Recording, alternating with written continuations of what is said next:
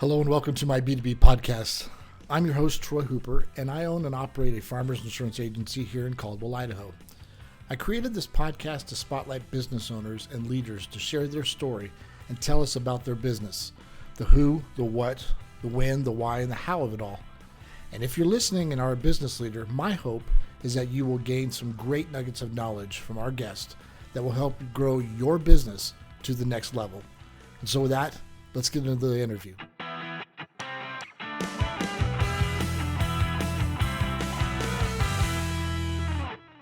Hey everyone, welcome to another episode of B2B Growth. It's your business. I'm your host, Troy Hooper, and today I get the pleasure of talking with Dr. David Herrin with Treasure Valley Chiropractic Spine Management. David, how are you doing today? I'm doing great. Thanks for having me on, Troy.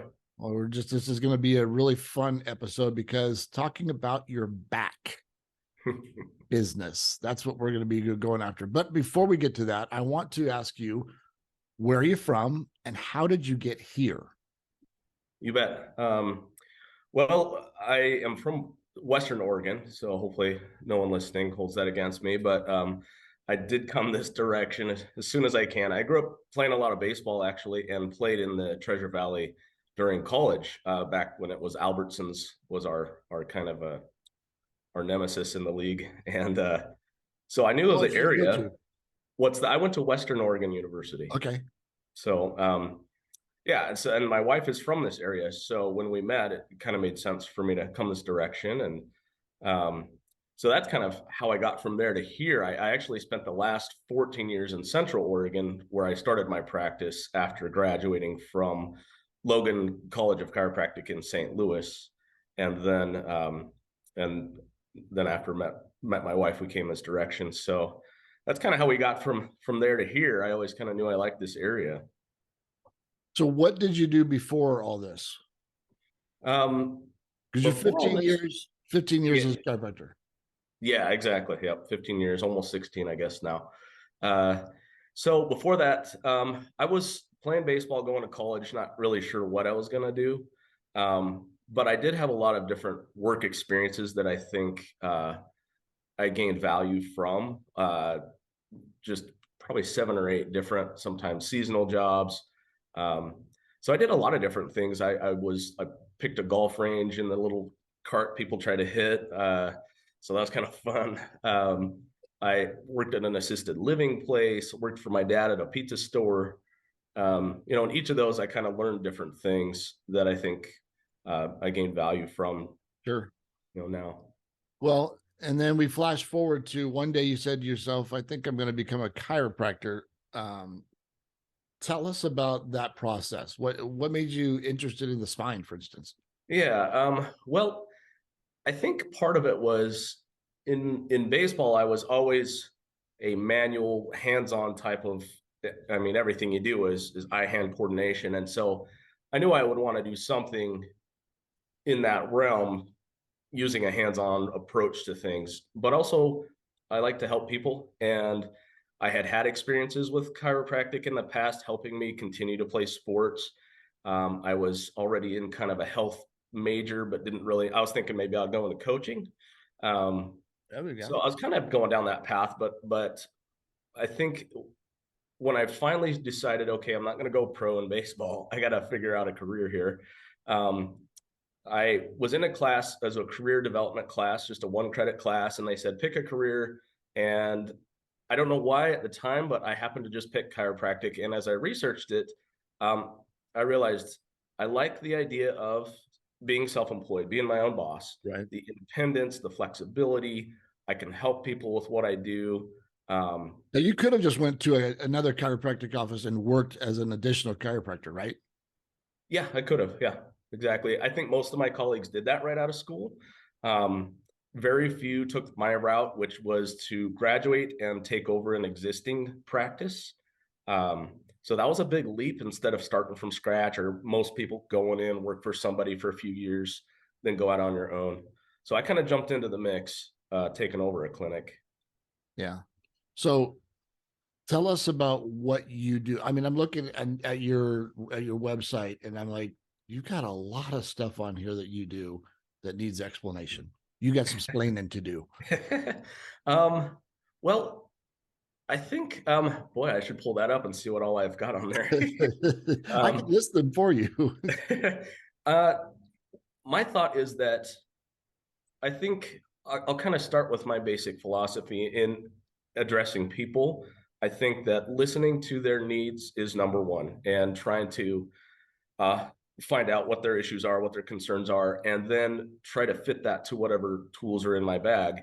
And so the different things I do probably come as a result of desiring to help people in different ways, different treatment methods or skill sets that at some point along the line, maybe I didn't gain in formal school and I had to go to extra conferences and learn how to do some things.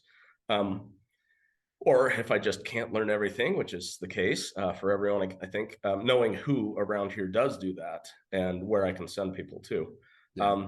So I guess that's kind of a broad explanation. Is there something more specific you want? We could narrow it down with this next question. What makes you stand out from your competition? What do you do different or better?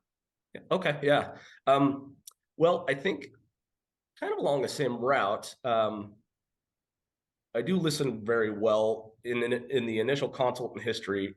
People feel heard, and I think that's a foundation for building trust. And I've been told quite a few times that they've been to other doctor appointments, other chiropractors, and maybe haven't really been listened to. So I think that makes someone feel special and individual, and it's genuine. I enjoy doing that.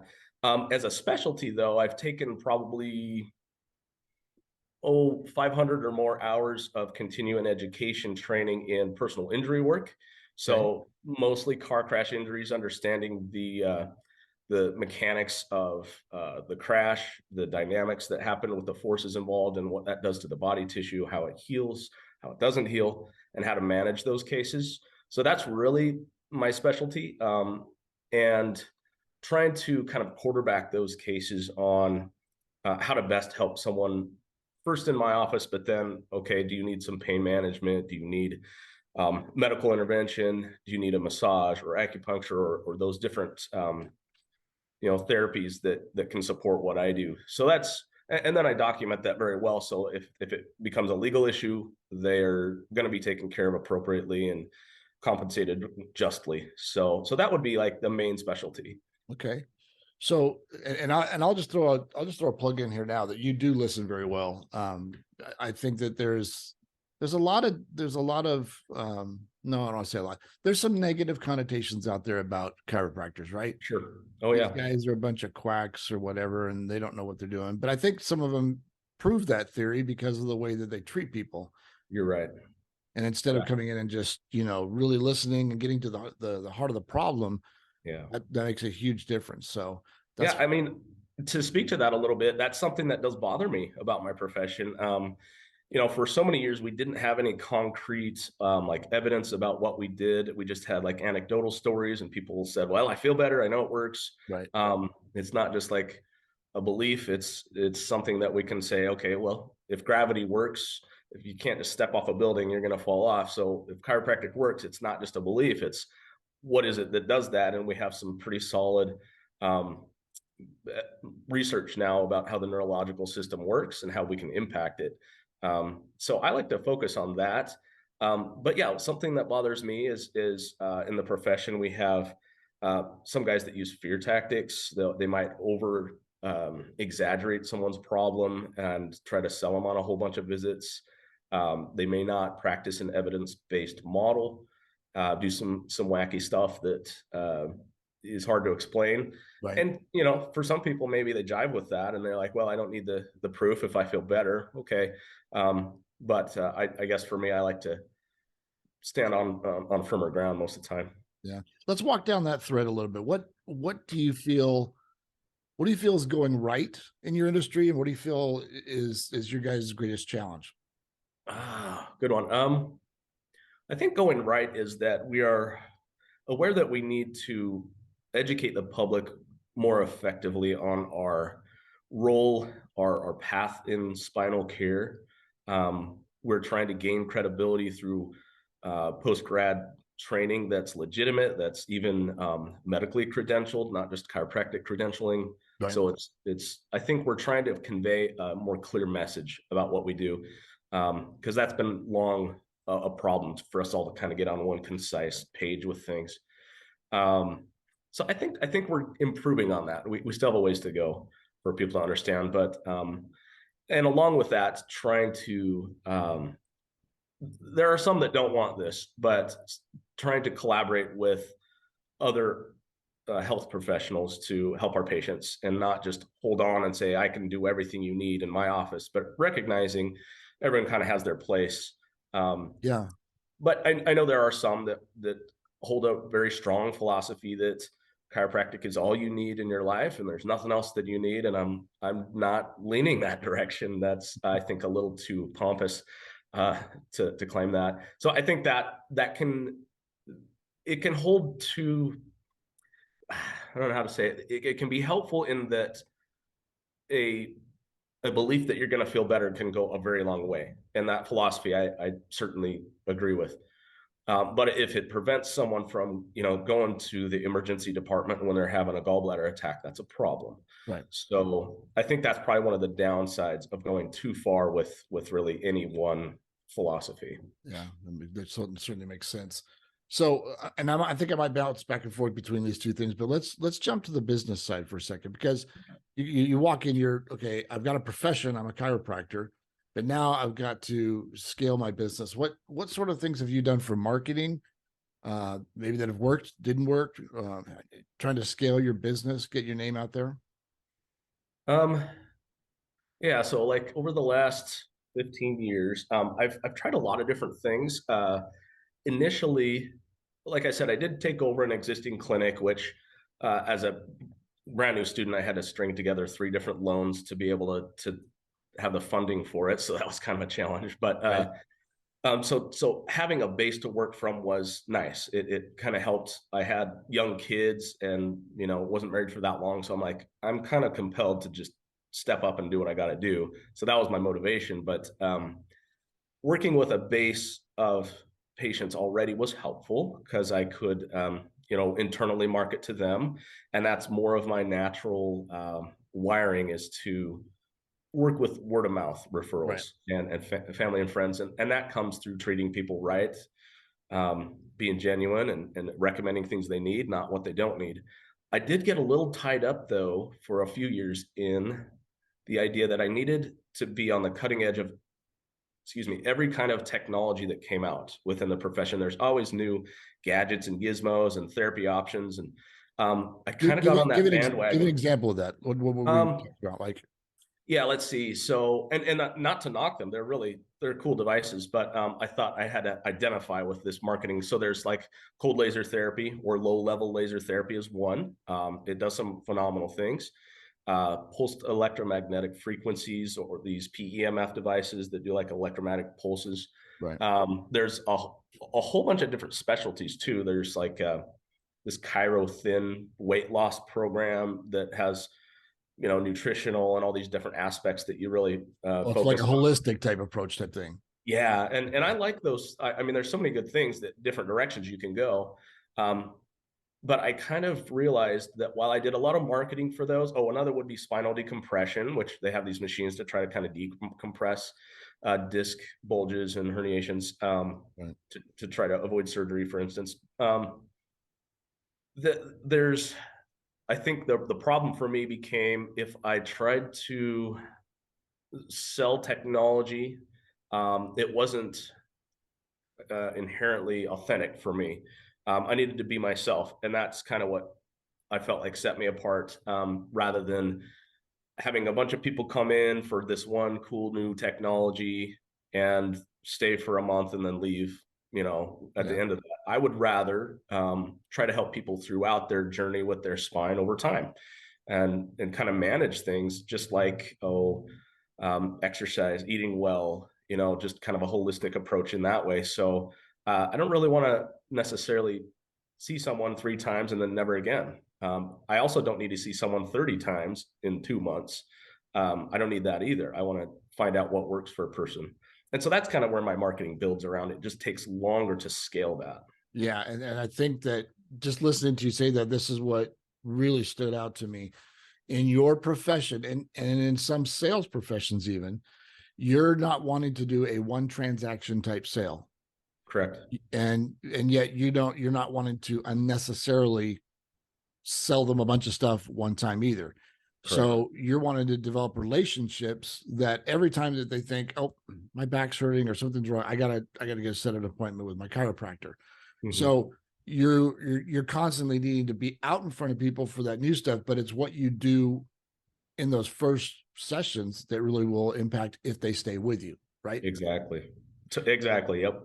From the very beginning, that's where I try to develop that relationship, that feeling of comfort and trust, so the experience can grow from there. Yeah. That's it.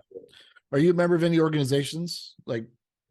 Well, there's like the Idaho Chiropractic Association would probably be the main one. Do those help your business grow, or? They can. I probably could utilize them more. I mean, other than that, the Chamber of Commerce here in Caldwell, I'm a part of. So yeah, got a plug. So I'm starting to get more involved there. I do get a little bit. It's kind of interesting. I love working one-on-one with people, but in groups, I get a little bit clammed up. So I'm still learning to go to more of the morning coffee events and some of the lunch events. So I'm getting there and trying to get more brave with that. So that and that would be. I think I was gonna joke about this. I think there's two types of people that are going to listen to this interview. One's obviously going to be a business leader, but on the second aspect of it, it's going to be a potential client. And listening to you talk about, I'm not the get out and here's my business card and how you doing today and blah, blah, blah. But you see the importance of it towards your business, because you want them to come in and you want these people to go out and talk about you and your business. Yeah, and that's true. So I sometimes need to practice some discomfort and get out of there, and I will do that. Some days I'll head out. I kind of have Wednesdays tend to be my day where I have a little chunk of time where I can do some administrative managerial work or go out in the community, and I'll stop by and say hi to different like spine management professionals. Like at West Valley, I've stopped by there, or physical therapists in the area. So I'll do some of that and just kind of hand out business cards or try to say hello and meet them in person. Yeah. And every now and then I'll stop by in businesses and try not to be awkward or detract from their business and say, hey, I'm just want to introduce myself. But I think the forum that the chamber invites, it's all built toward that. So I think I'm recognizing I can kind of not have to do something where I'm going into a business. They're busy. They're trying to serve customers. I don't want to detract from that. But if I go to a chamber event, it's like, hey, this is what we're here for. So go here for it. You'd note second plug for chamber. Do I get a t-shirt or something for that? We'll see. We'll talk about it. As far as employees, how many employees do you have right now? It's just my office manager and myself right now. Okay. In my previous clinic, I had 7 or 8 generally. And how did you find employees back then, and how did you keep them? So I did use services back then, whether it was, I don't think Indeed was out back at that point, maybe 15 years ago. Yeah. No, I don't think so. If they were, I wasn't aware. So initially we did Craigslist or word of mouth. Sometimes we knew patients, knew people. We were there for a while. And to find them, I did go through several interviews with people and just really tried to find someone that clicked. I think mostly on just like the chemistry was right. The feeling of the experience in the clinic was going to fit. Because I believe that if you get the right people on the bus, you can kind of train them on what position best fits. Right. And while I do definitely love the qualifications, that was kind of the first most important thing for me, and finding the right person, and then to try to keep them happy through continual communication, checking in with how they're doing, finding out what their concerns are kind of on the ground level, right, and then incentivizing when possible, and kind of whatever structure that looks like. But in this case, in this clinic, Julie found me. She noticed that I was really busy one day, came in and just took the initiative and has both massive qualifications and is amazing with people. So this time I got lucky. Honestly, it just all kind of fell into my lap. So now my job is just to keep her happy. Smart move. Well, let me continue that line of thinking. As an entrepreneur who's obviously involved in your day-to-day operations, from your own books, marketing, all that stuff, or do you find value in outsourcing those kind of tasks? Um, I do find value in it, but I like being involved in the day to day. So I don't at this point. Well, I guess I do outsource my payroll to QuickBooks, but I'm intimately involved in how that all goes in and how that's approved.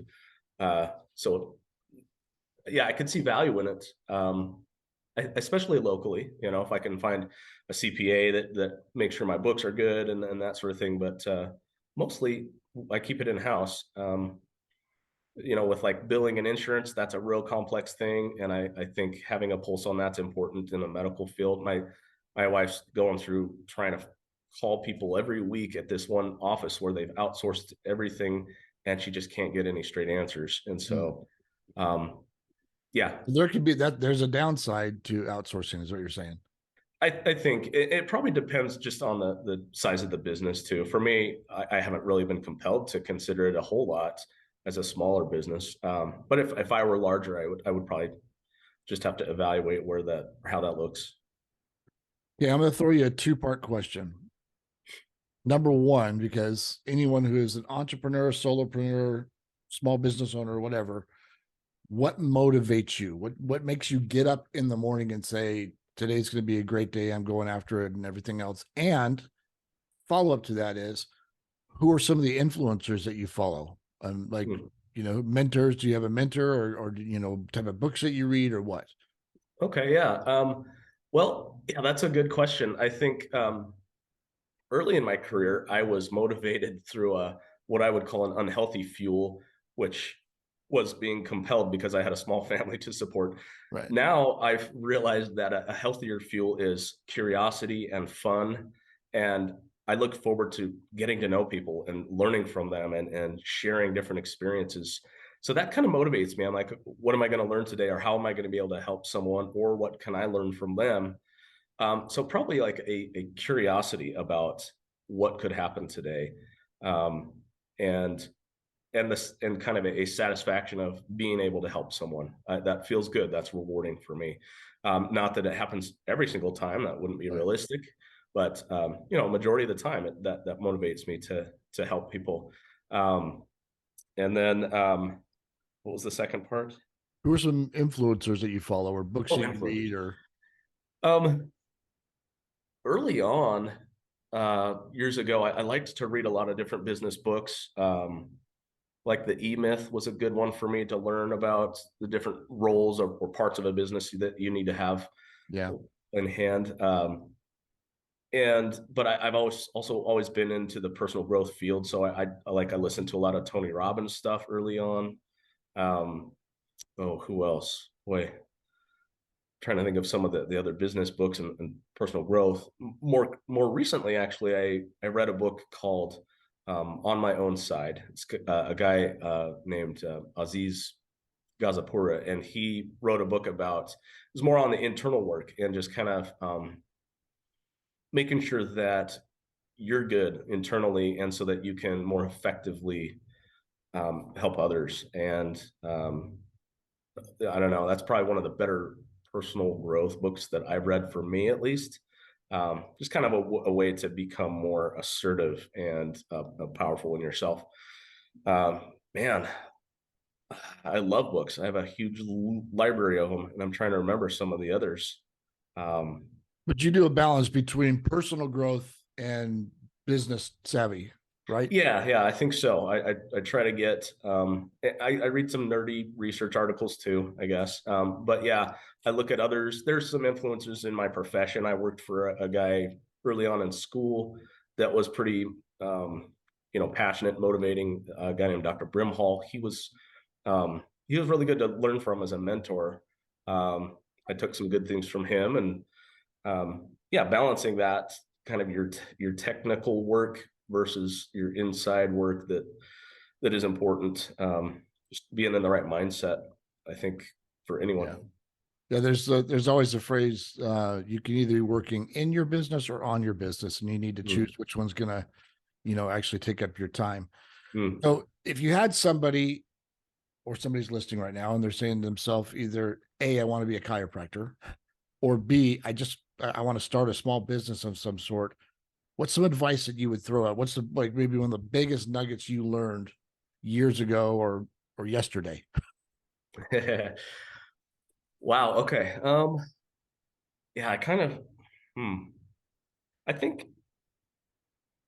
finding your passion, following it, and really clearly identifying what that looks like for you. I think the more clear the picture, that will drive your engine and motivate you to, find the reason you're here, why you're, what you can serve, what you can offer the world. So I think finding your passion and just being authentic within that, for me, that's been a big realization that I just had to kind of accept that and not be something I'm not. That doesn't mean, growing outside and learning other skills, but uh, and wherever energy is expended, you will get outcomes. So even if it seems like you're spinning your wheels, just to keep working at that passion. So that would probably be like a more general nugget that seems to sit well with me. Yeah, I don't know. Can't think of any others right now. Well, what you talking about passion, that was a big one for you starting out. Once you identified what you knew you wanted to do, Yeah, everything started to align. Mm-hmm. Yeah, and I know that path can sometimes shift. For instance, I love helping people with their physical health and their spinal mechanics and everything there. But there are times when some people really break down emotionally. They've been through a physical trauma. It's really stressful. And I've always wished I could help people with that as well. So I'm actually doing right now a master's program in clinical mental health counseling. And I want to integrate that in a few years. I don't know how yet, but it's also always been a passion. I like the personal growth field. So it doesn't have to end right where right where you start. Doesn't mean, okay, I'm only going to stay in this lane forever. I think life can kind of steer you along, and being open to where that flow leads is also important. Sure. So I'm going to throw out this last thing because you kind of said it a couple times throughout, but I'm going to give you a chance to say it again. What do you love about what you do? I love the experience. I love interacting with people and learning and growing, and seeing someone come in a certain way in my office, usually pain, you can see it on them, and seeing that most of the time turn a 180 or at least improve when they leave. I love to see that. Um, I love to be optimistic, but also real with people and talk about what they're feeling and what they're going to expect. So yeah, that's what I love to see is change. That's cool. Well, Dr. Herrin, it has been a pleasure talking with you today. I really enjoyed the things that you added. Thank And you. I would really I'll throw it out, everybody. Here you have it. If you want to get to know a chiropractor who wants to get to the root of the problem, wants to listen to you, wants to bring you on a journey to your health, you need to call Treasure Valley Chiropractic Spine Management. That's a long. You just need to call this Dr. Herrin, okay? we That's really usually just say Treasure Valley Chiropractic. But definitely thank you for coming on the show today. I really Thanks, appreciate Troy. what you had to give us. And again, it's been B2B Growth. It's your business. My name is Troy Hooper as your host. And thank you for coming by this episode.